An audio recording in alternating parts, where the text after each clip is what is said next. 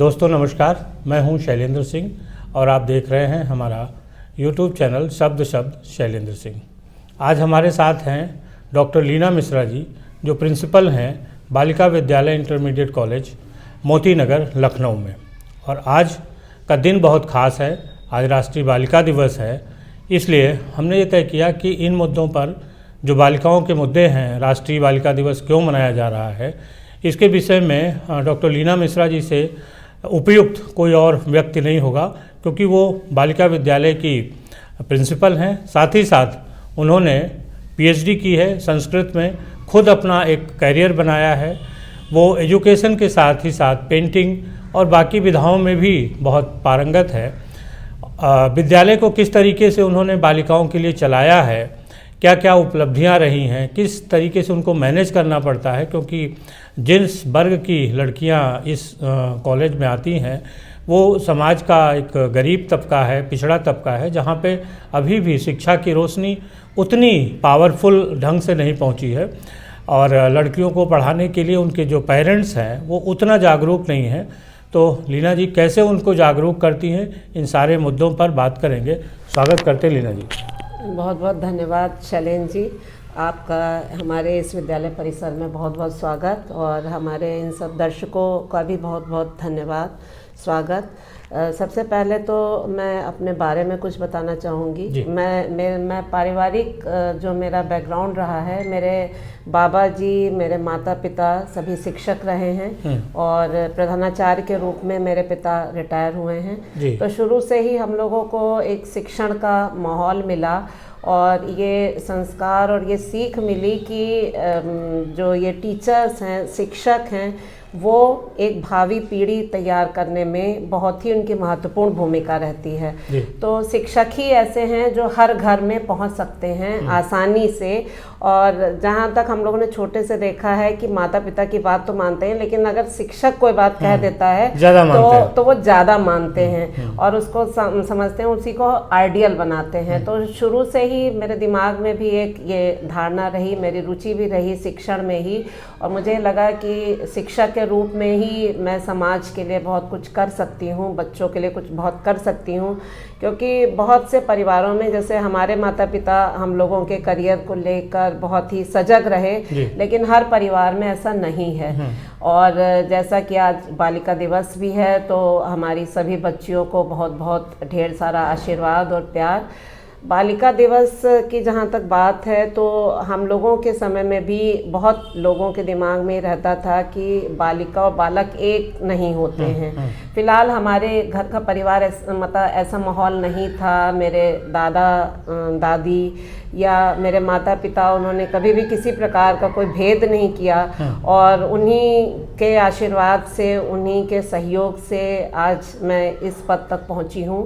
और मुझे ससुराल पक्ष से भी उसी प्रकार का माहौल मिला। मेरे पति डॉक्टर अवधेश प्रसाद मिश्र, जो कि शकुंतला यूनिवर्सिटी में फाइन आर्ट्स में प्रोफेसर हैं। तो कई बार होता है कि बालिकाओं को अपने मायके पक्ष से तो ऐसा सहयोग मिलता है, लेकिन परिवार में ऐसा सहयोग नहीं मिलता है कि उनको ऐसा लगता है कि नहीं, अभी आप नौकरी नहीं कर सकते हैं, या आपको शिक्षण कार्य, आप मतलब पढ़ाई आगे नहीं कर सकते हैं, यदि आपको शादी करनी है तो आपको इन चीज़ों को भूलना पड़ेगा। तो फिलहाल मैं अपने आप को बहुत सौभाग्यशाली समझती हूँ कि मुझे मायके पक्ष से भी पूरा सहयोग मिला और ससुराल पक्ष से भी पूरा सहयोग मिला। और जहाँ तक राष्ट्रीय बालिका दिवस है, वैसे तो बालिकाएं हमेशा ही हम लोगों के लिए अनमोल रहती हैं। मेरी भी एक बेटी है और हम लोग चाहते हैं कि वो हर पक्ष में वो आगे बढ़े, चाहे पढ़ाई से लेके और हर चीज़ में। कभी भी बेटा बेटी में हम लोगों ने कोई भेद नहीं किया, उनमें ये फीलिंग नहीं आने दी कि हाँ मैं बेटी हूँ, मुझे ये अपॉर्चुनिटी नहीं मिलती है।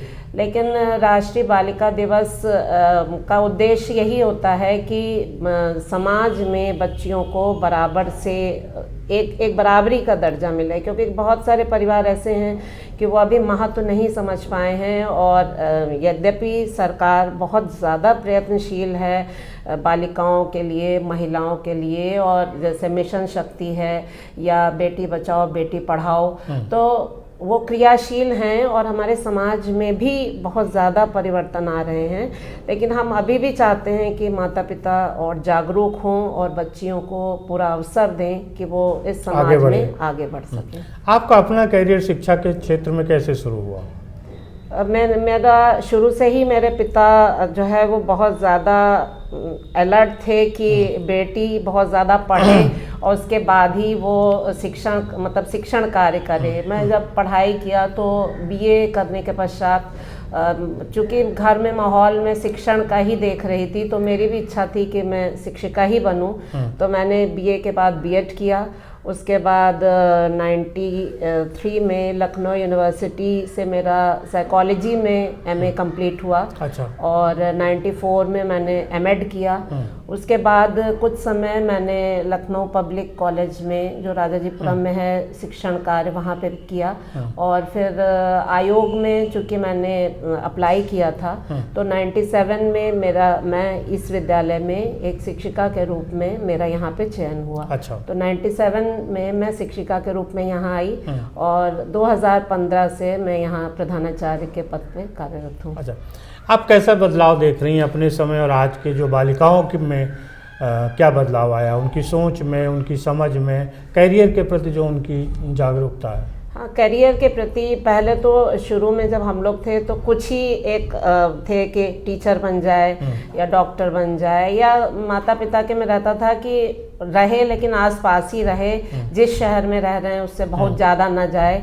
और उस समय चूँकि मोबाइल का युग नहीं था या इतना ज़्यादा संचार के माध्यम इतने ज़्यादा नहीं थे, नेट का इतना माध्यम नहीं था, तो कुछ गिने चुने थे कि हाँ उसमें मतलब उसमें शिक्षक हो या डॉक्टर हो या इंजीनियर हो, बहुत ज़्यादा वेन्यूज़ नहीं थे। लेकिन आज के समय में नेट के माध्यम से और हर चीज़ से बच्चे इतने ज़्यादा अलर्ट हुए हैं कि उनके कई रास्ते भी खुल गए, करियर के बहुत सारे ऑप्शंस उनके खुल गए हैं कि वो किसी भी क्षेत्र में जा सकती हैं। और बालिकाएं बालक सब क्षेत्रों में बराबर से बढ़ रहे हैं, चाहे पुलिस का हो या नेवी में हो। पहले उतना ज़्यादा बालिकाएं नहीं दिखाई देती थी, लेकिन अब उनके बहुत सारी संभावनाएं बढ़ चुकी हैं। जी। और परिवार और समाज का सहयोग भी मिल रहा है? उनका भी सहयोग मिल रहा है बहुत ज़्यादा। अब हमारे यहाँ भी जैसे गार्जियन आते हैं तो कई बार उनको होता है, वो कहते हैं कि नहीं हमको शादी कर देनी है बच्चे की क्योंकि हमारी पारिवारिक स्थिति ठीक नहीं है। तो हम लोग पूरा उनको सहयोग करते हैं, उनको समझाते हैं कि सबसे पहले बच्चे की पढ़ाई पे ध्यान दो। बेटियाँ अगर पढ़ी लिखी होगी तो उसको वो उसमें अपना एक कॉन्फिडेंस लेवल डेवलप होगा और वो कभी भी किसी के सामने निरीह बन के नहीं रहेगी। तो गार्जियन को हम लोग बहुत समझाने में भी काफ़ी सफल होते हैं और बहुत सारे गार्जियन खुद भी अलर्ट हैं कि वो पढ़ाई को लेके, अपनी बच्चियों की पढ़ाई को लेके वो जागरूक भी हुए हैं। तो पहले से माहौल काफ़ी चेंज हुआ है और ये सब सरकार का भी सहयोग है और हमारे ये जो नेट हैं इसके माध्यम से भी घर घर में चीज़ें पहुंच रही हैं कि अब इतना ज़्यादा सुरक्षित नहीं है कि बच्चे रात में, बेटियां रात में 10 बजे आ रही हैं तो वो सब घबराए हुए हैं। तो इतना ज़्यादा भय नहीं है क्योंकि बहुत सारे मतलब बहुत ज़्यादा चेंजेस परिवार समाज में लगातार हो रहे हैं। जी, आपने पीएचडी की है संस्कृत में। जी, थोड़ा उसके बारे में बताइए, बड़ा रोचक विषय था आपका। जी, मैंने भुशुंडी रामायण का समाज दर्शन पे पीएचडी की है। रामायण तो बहुत सारी रामायण सबके सामने आई जिसमें भगवान श्री राम का एक आदर्श रूप था, एक मर्यादा पुरुषोत्तम राम के रूप में था कि मतलब वो ईश्वर हैं, उन तक कोई नहीं पहुंच सकता।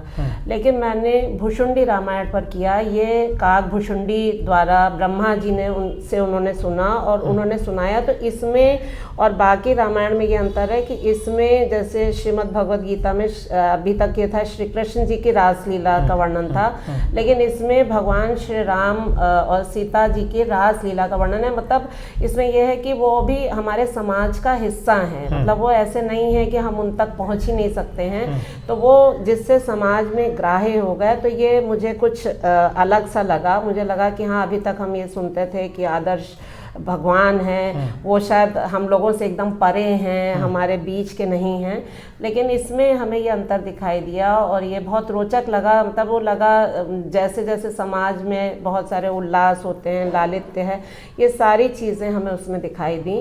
तो उस पर फिर मैंने सोचा कि मैं इस पे कुछ कार्य करूं और मुझे बहुत रुचिकर भी लगा इसमें। अच्छा, आप अपने स्कूल के माध्यम से और वैसे भी तमाम सामाजिक काम करती रहती हैं जी। कैसे किन किन क्षेत्रों में काम करती हैं?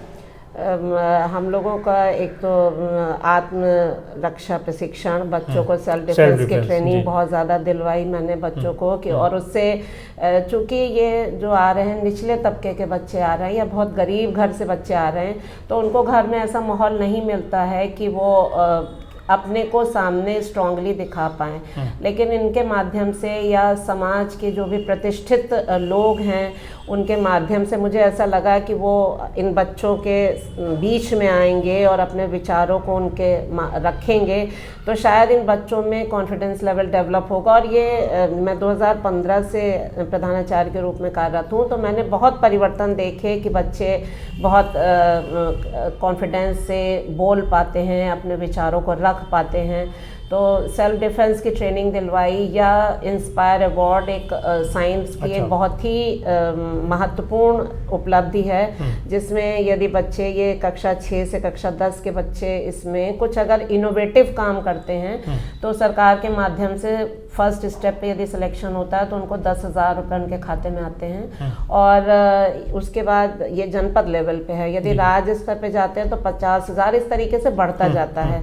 तो उसमें भी हमारी बच्चियां 10,000 तक बढ़ पाई। उसके बाद वो प्रयास करती हैं, कभी कभी होता है कि व्यक्ति नहीं सफल हो पाता है, लेकिन वो प्रयास करती हैं जी। और इसके अलावा डॉक्टर्स आती हैं, वो जो भी किशोरावस्था में बच्चों को होने वाली समस्याएं हैं उनको समझाती हैं, या बच्चे कैसे अपने मतलब सेल्फ मोटिवेटेड हों, उसके लिए मेरे यहाँ की ही बहुत सारी स्टूडेंट्स जो थी वो किसी ने मोटिवेशनल उनको बातें बताती हैं या उनको बताती हैं कि वो अपना करियर कैसे बनाएं। मतलब ज़रूरी नहीं है कि वो जब तक उनको सरकारी नौकरी ना मिले तब तक वो कुछ नहीं है, मतलब वो खुद भी कुछ कर सकती हैं। हमारे यहाँ के बहुत सारी स्टूडेंट्स ऐसी हैं जिन्होंने खुद गृह उद्योग शुरू किया, मतलब छोटे छोटे मसाले या इस प्रकार की चीज़ें, तो वो अपने पैरों पे कैसे खड़े हो के अपने को साबित कर पाएँ।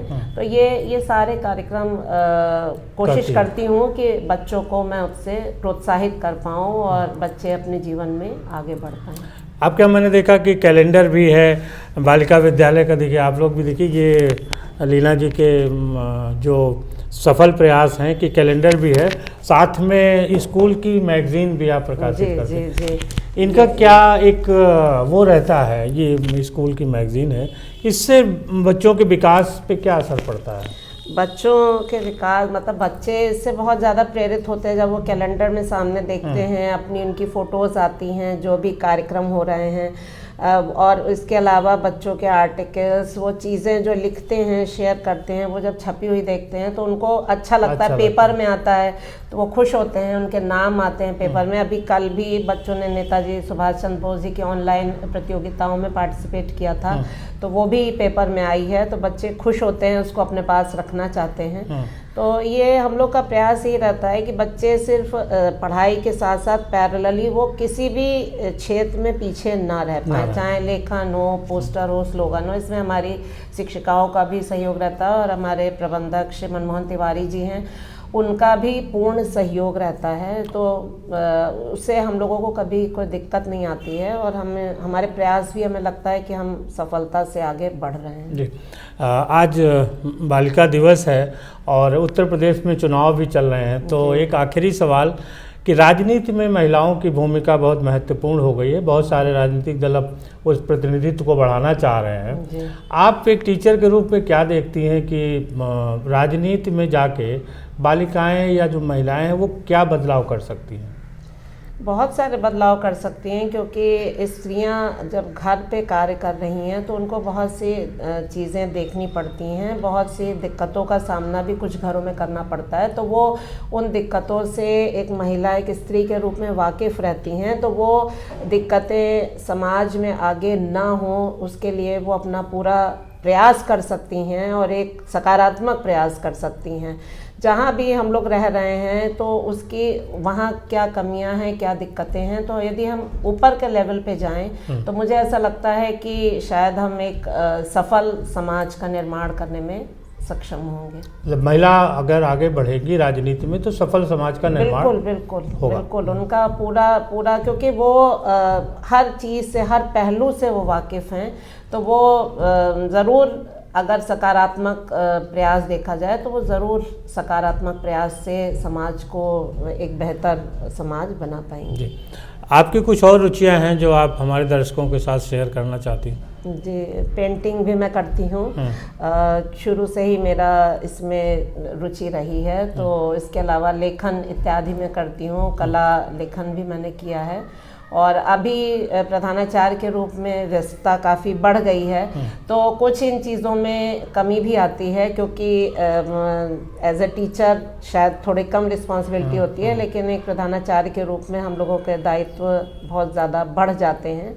तो उस समय शायद पेंटिंग में या लेखन में कुछ कभी कभी बाधा भी होती है, लेकिन प्रयास ये रहता है कि जिन चीज़ों में रुचियां हैं उसको मैं लगातार करती रहूं। इतनी सारी आप व्यस्तताओं के बीच में परिवार, बेटी, बेटा, पति, सबका एक ध्यान रखती है, ये समय मैनेजमेंट कैसे रहता है? बस ये सबका सपोर्ट मिलता रहता है, एक पॉजिटिव एनर्जी मिलती रहती है, तो ये एक एनर्जी कार्य करने में भी कभी बाधा नहीं डालती है। और चाहे घर परिवार हो या विद्यालय का हो या समाज के प्रति जो दायित्व हैं, तो पूरा प्रयास करती हूँ कि किसी में कोई कमी ना आए। और ये इसीलिए है क्योंकि मेरे परिवार का पूरा सपोर्ट मेरे साथ रहता है। जी, बहुत शुक्रिया लीना जी। धन्यवाद। और सभी साथियों, आपका भी बहुत शुक्रिया। आपने देखा कि किस तरीके से लीना जी की यात्रा रही है और कैसे अगर एक महिला चाह ले तो अपने कैरियर में, अपने समाज में, परिवार में एकजुट होकर वो एक सकारात्मक भूमिका निभा सकती है। अपनी जो चाहत है, जो अपनी इच्छाएं हैं, उनको भी हासिल कर सकती है। बहुत शुक्रिया एक बार फिर से आप लोगों का और लीना जी आपका।